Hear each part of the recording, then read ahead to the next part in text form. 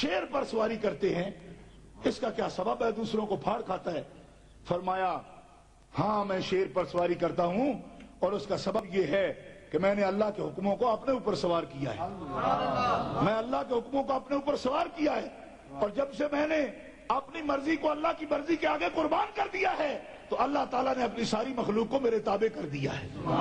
اب یہ سب چیزیں میری باتیں مانتی ہیں، اور یہ حدیث پاک بھی موجود ہے، حدیث پاک میں بھی موجود ہے۔ ابو طالب کہتے ہیں نبی علیہ السلام کے سامنے ایسا معلوم ہوتا ہے محمد کہ خدا تیری اطاعت کرتا ہے، یعنی تو جیسے کہتا ہے اللہ تیری مانتا ہے۔ یہ سیاستہ میں حدیث موجود ہے، جو کچھ تو بول دے تیرا اللہ تیری بات پوری کر، جب تو چاہتا ہے بارش برس جاتی ہے، آسمان کی طرف تو ہاتھ اٹھاتا ہے فوراً بارش برسنا شروع ہو جاتی ہے۔ کیا تیرا اللہ تیرا مطیع ہے، تیری بات مانتا ہے؟ تو جناب محمد رسول اللہ فرمایا چچا اللہ میرا مطیع نہیں مطاع ہے، میں اس کا مطیع ہوں، لیکن یہ بات جان لے کہ جب کوئی اللہ کا ہو جاتا ہے تو اللہ بھی اس کا ہو جاتا ہے۔ کچھ دیر نہیں لگتی، جو کچھ وہ چاہتا ہے اللہ تعالیٰ اسی طرح کرتا ہے، اللہ اس کے ساتھ ہو جاتا ہے جو اللہ تبارک و تعالیٰ کا ہو جاتا ہے۔ گرامی قدر حضرات، یہ دنیا دار العمل ہے، عقیدہ ہی بنیاد ہے۔ میں پھر کہوں گا کیوں؟ اس لیے کہ جب عمل اور عقیدہ دونوں کو دو پلڑوں میں رکھ کے اگر تولے تو وزنی چیز کیا ہے؟ عقیدہ۔ وزنی چیز کیا ہے؟ عقیدہ۔ یہ بات پھر دہراؤں گا میں کہ اعمال صالحہ اور عقیدہ دونوں کو اگر وزن کریں تو وزنی چیز عقیدہ ہے۔ کیوں؟ کہ اگر عقیدہ نہیں ہوگا، پہاڑ کے برابر بھی نیک اعمال آپ کے پاس ہوں گے تو اللہ کے ہاں کوئی اجر و ثواب نہیں، اور عقیدہ درست آپ کے پاس ایمان موجود ہے، کوئی نیک عمل بھی نہیں ہے، تو فرمایا جس کے دل میں رائی کے دانے برابر بھی میرے نام کی تصدیق موجود ہے، میں اسے ایک نہ ایک دن جہنم سے ضرور نکال کر جنت میں داخل کرتا ہوں۔ تو پھر وزنی چیز کیا ہوئی؟ بولو۔ میں ہی بولوں گا یار، قاری صاحب نے کتنا زور سے کہا بھائی وزنی چیز کیا ہوئی؟ اور جو لوگ اعمال صالحہ کی اس طرح تقریر کریں کہ اس میں عقیدے کا ذکر ہی نہ ہو، کہیں جی نہیں کوئی نہیں بات ہے، کوئی بات سب ٹھیک ہے، سب ٹھیک ہے، عمل ٹھیک کرو، عمل ٹھیک کرو، یہ بدنیت لوگ ہیں، یہ بدنیت لوگ ہیں، یہ قرآن کی تعلیمات سے انکار کرتے ہیں۔ اللہ تعالیٰ نے کہیں بھی یہ نہیں کہا کہ عامل الصالحات عامل الصالحات، پہلے آمنو پھر عامل الصالحات۔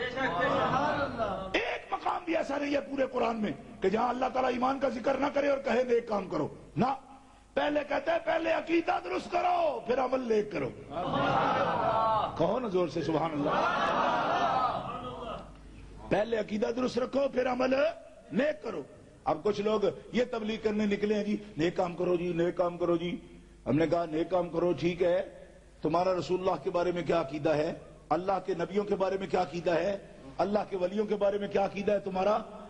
ہاں وہ تو اللہ کے صاحب، اللہ صاحب، دیکھو اللہ کا پہلے نام لکھو، اللہ کیسا نام ہے؟ اللہ صاحب کے آگے چوڑے چمار سے زیادہ ذلیل ہے، ہر مخلوق چاہے بڑا ہو یا چھوٹا۔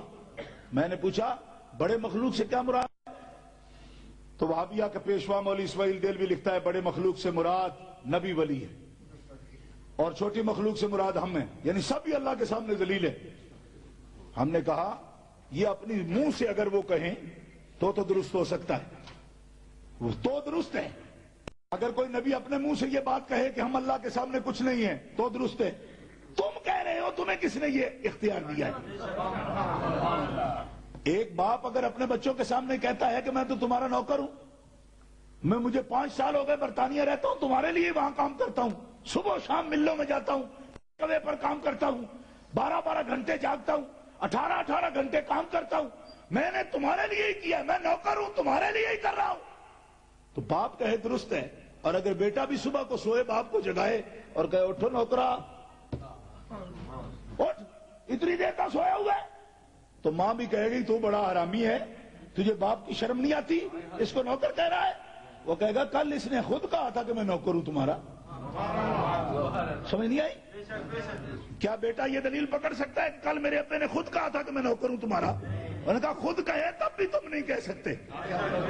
خود کہنا اس کی تواضع ہے، عاجزی ہے، پیار ہے، محبت ہے کہ وہ تمہیں بتانا چاہتا ہے میں تمہاری خدمت میں لگا ہوں، لیکن تمہاری اصلیت تب ہے، تم حلالی تب ہو جب وہ نوکروں کی طرح بھی کام کرے، تم اسے اپنا سردار ہی سمجھو۔ بات سمجھ آئی کہ نہیں آئی؟ اب امت ترجمے کرتی پھرتی حضور نے جو فرمایا جی انما انا بشر، میں نے کہا حضور نے تو فرمایا، تمہیں فرمایا، تم بھی مجھے کہو کہ میں بشر ہوں تمہاری طرح کا، تمہیں بھی کہا، کہاں لکھا ہے؟ کہاں؟ میں بتاتا ہوں، بخاری شریف میں حضور نے پوچھا صحابہ سے ایکم مثلی، تم میں کون میری طرح ہے؟ سمجھ نہیں آ رہی آپ کو؟ اور جتنے میں آپ سمجھنا شروع کریں گے اتنے میں ٹائم ختم ہے، میں نے بولٹل بھی جانا ہے جی، وزیر آباد اسٹیشن پر وہ کہتے ہیں وہ مال بھی مکانا ہے کہ لاہور بھی جانا ہے، ابھی مسئلہ بھی سمجھانا ہے اور آگے بھی جانا ہے، اور آپ بول نہیں رہے۔ اے اللہ کے بندو، صحابہ سے تو حضور نے یہ فرمایا ایکم مثلی، صحابیو تم میں کون میری طرح ہے؟ اور میں ادنا خادم دین ہوں، کو علم کا دعویٰ نہیں رکھتا، لیکن بخاری شریف سے یہ بات میں عرض کر رہا ہوں، پوری بخاری میں کہیں نہیں ملا کہ ابو بکر صدیق نے کہا ہم تمہاری مثل ہیں۔ کیوں؟ مثل نہ ہوتے تو آپ کی شادی ہمارے گھر کیسے ہوتی؟ مثل ہی ہوتے ہیں جن کی شادیاں ہوتی ہیں کسی کی بیٹی سے، کوفی ہوتے ہیں نا، برابر کے سمجھے جاتے ہیں تب رشتہ داریاں ہوتی ہیں نا، تو وہی کہہ دیتے ان کی بیٹی ان کے گھر تھی، حضرت عمر کی بیٹی ان کے گھر تھی، سرکار کے وہی کھڑے ہو جاتے، وہ مثل نہیں تھے تو بیٹیاں کیسے لے لی ہماری؟ حضرت علی کھڑے ہو جاتے کہ میں مثل نہیں ہوں تو بیٹی دی کیسے مجھے؟ اور داماد بھی مثل نہیں ہوتا بندے کا، جس کو بیٹی دی جاتی ہے وہ مثل نہیں ہوتا؟ بولو نا، جس کو ہم پلہ لوگ نہیں سمجھتے اس کو بیٹی دیتی؟ اختیار کے ساتھ تو نہیں دیتے۔ گرامی قدر حضرات، داماد بھی مثل ہوتا ہے، سسر بھی مثل ہوتا ہے، اور آج جن کو حضور ایکم مثلی فرما رہے ہیں ان میں داماد بھی موجود ہے، سسر بھی موجود ہے، انہی سے فرما رہے ہیں ایکم مثلی، تم میں کون میری مثل ہے جی؟ تو وہ کیا جواب عرض کرتے ہیں؟ جو مثل ہو سکتے تھے، یہ جملہ میں اپنی طرف سے بول رہا ہوں، کہ جو رشتے کے اعتبار سے مثل بن سکتے تھے، وہ کیا کہتے ہیں؟ انا لسنا کہیتک یا رسول اللہ، ہم میں کوئی بھی آپ کی مثل نہیں ہے۔ پیار سے کہو نا سبحان اللہ۔ یہ ہے ابو بکر صدیق۔ اگر ہم جھنڈی لگا لیں تو پوچھتے ابو بکر نے لگائی تھی؟ میں نے کہا تو چلو جھنڈی لگائی تھی یا نہیں لگائی تھی، اس مسئلے سبق لے لو ابو بکر صدیق سے، انہوں نے اپنے آپ کو مثل کہا تھا حضور کے؟ نہیں کہا تھا، بلکہ کہا انا لسنا کہیتک یا رسول اللہ، ہم میں کوئی بھی آپ کی طرح، اور بولو نا، بولو تو صحیح، کوئی آپ کی مثل نہیں ہے۔ سبحان اللہ۔ تو جب ابو بکر صدیق کو یہ دعویٰ نہ ہوگا ہم آپ کی مثل ہیں، آپ کون ہیں؟ کون ہے بھائی جو کہے کہ ہم مثل ہیں حضور کی؟ میں نے کہا تم مثل ہو، تم عرش پہ جاتے ہو؟ مثل بنے پھرتے ہو، عرش پہ جاتے ہو؟ نہیں۔ میں نے کہا تم تو ویزے کے بغیر جہاز پہ نہیں چڑھ سکتے، پاسپورٹ پاس نہ ہو تو تیری کو قدر ہی نہیں ہے۔ کوئی آدمی پاسپورٹ، آپ کہہ دیا ہم تو شہری ہیں برطانیہ، ہم جو چاہے کریں۔ میں نے کہا ادھر رکھو پاسپورٹ اور کسی ملک جا کر دکھاؤ جی، وہ قدر آپ کی ہے یا پاسپورٹ کی ہے؟ بندے خدا دنیا میں کوئی کسی کو پوچھتا نہیں، منہ نہیں لگاتا، یہاں ایئر لائنیں نہیں اٹھاتی، اور ان کو تو جبریل اٹھانے آئے۔ اٹھیے جی، اٹھیے جی، اٹھیے، جاگیے نا، جاگیے، آپ تو سوتے ہی نہیں ہے۔ شان مصطفیٰ، علماء حق، علماء اہل سنت، جاگیے جناب۔ کیوں جاگیں جی؟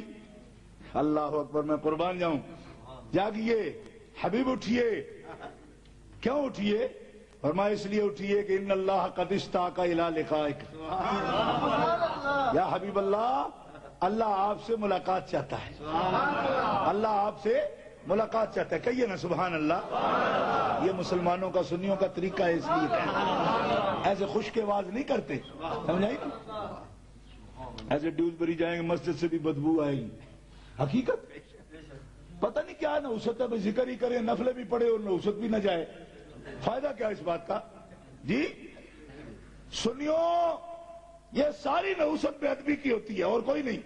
بے ادبی کی نحوست ہے جو ان کے منہ پر بھی چڑھی ہوئی ہے، ان کے اداروں میں بھی پڑی ہوئی ہے، سب جگہ پہ خشک کے نرے، اور واز بھی خشک کا ان کا، بس ایک پڑھ رہا ہے دوسرے ڈسکے لے رہے ہیں۔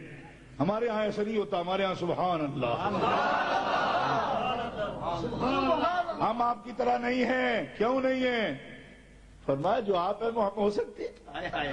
تو موسیٰ علیہ السلام طلب کریں یا اللہ مجھے دیدار کرا، فرمایا لن ترانی، تو نہیں دیکھ سکے گا، حالانکہ وہ بھی کلیم ہے، ید بیضا والا ہے، عصا والا ہے، بڑی شان والا ہے نا بھائی، ہے